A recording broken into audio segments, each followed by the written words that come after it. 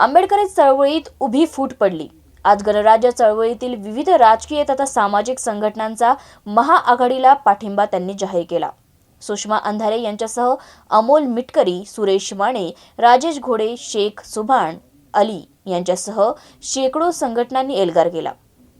आपण सगळे जाणतो की एका बाजूला काँग्रेस, राष्ट्रवादी यांच्या माध्यमातून उभी होणारी एक आघाडी आणि दुसरी म्हणजे बहुजन वंचित आघाडीच्या माध्यमातून निर्माण होणारी दुसरी आघाडी। तुम्ही जो प्रश्न विचारला की अजूनही काँग्रेस, राष्ट्रवादी आणि बहुजन वंचित आघाडी यांची बोलणी सुरू आहेत। आजच मी सांगितलं, मगाशीच ब्रेकिंग न्यूज आहे, प्रकाश आंबेडकरांशी काही काँग्रेसचे नेते बोलत आहेत। आमच्या सगळ्यांचा एक सामुदायिक प्रयत्न आहे की भाजपा विरोधी मताचं विभाजन महाराष्ट्रामध्ये होता कामा नये। मग अशा आघाडीमध्ये सर्व लहान सहान आघाड्या पक्ष समाविष्ट झाल्या तर ते महाराष्ट्राच्या हिताचं आहे, संविधान संस्कृती जतन करण्याच्या हिताचं आहे। ही व्यापक आमची भूमिका आहे। त्यामुळे कोणताही पक्ष आणि संघटना या मोठ्या समीकरणामध्ये येत असेल तर ती फार आनंदाची बाब आहे आणि महाराष्ट्रातला सामाजिक सांस्कृतिक इतिहास लक्षात घेता असं घडावं अशी आमची प्रामाणिक भूमिका आहे। गणराज्य संघ हा जेव्हा आम्ही स्थापन केला, गणराज्य संघाची भूमिका आम्ही आमच्या त्या टायटलमध्ये लिहिली आहे की वी डिनाय हायरार्की।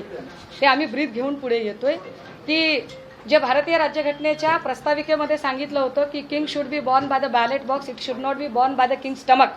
राजा राजाच्या पोटी नाही, राजा मतपेटीतून जन्माला आला पाहिजे, ही थिमॅटिकल लाईन घेऊन गणराज्य संघ काम करत आहे। गणराज्य संघ काम करताना विविध सोशल इंजिनिअरिंग करण्याचा प्रयत्न करत आहे आणि वेगवेगळ्या सामाजिक संघटनांना एकत्रित मोठ बांधण्याचा प्रयत्न करत आहे।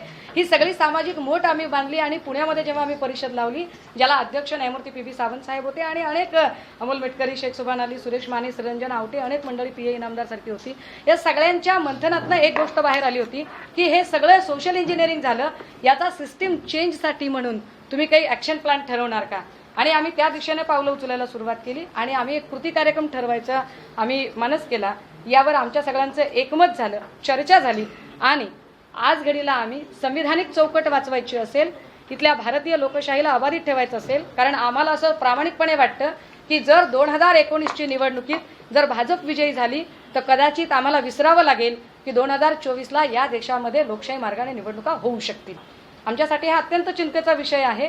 त्यामुळे मोदी आणि ही सगळी भाजप लाट रोखण्यासाठी म्हणून आम्ही सर्व सामाजिक संघटना एक कृती कार्यक्रम आखायचा म्हणून इथे आलेलो आहोत। या कृतीशील कार्यक्रमाचा भाग म्हणून आम्ही जी राष्ट्रीय महाआघाडी तयार होते की ज्याच्यामध्ये सगळे समविचारी पक्ष एकत्रित येत आहेत, या पक्षांना समर्थन देण्यासाठी म्हणून आम्ही आहोत आणि राज्यभर आज नंतर राज्यभर एक महिनाभर आम्ही संपूर्ण राज्यामध्ये संविधानाचं जागरण करणारच आहोत।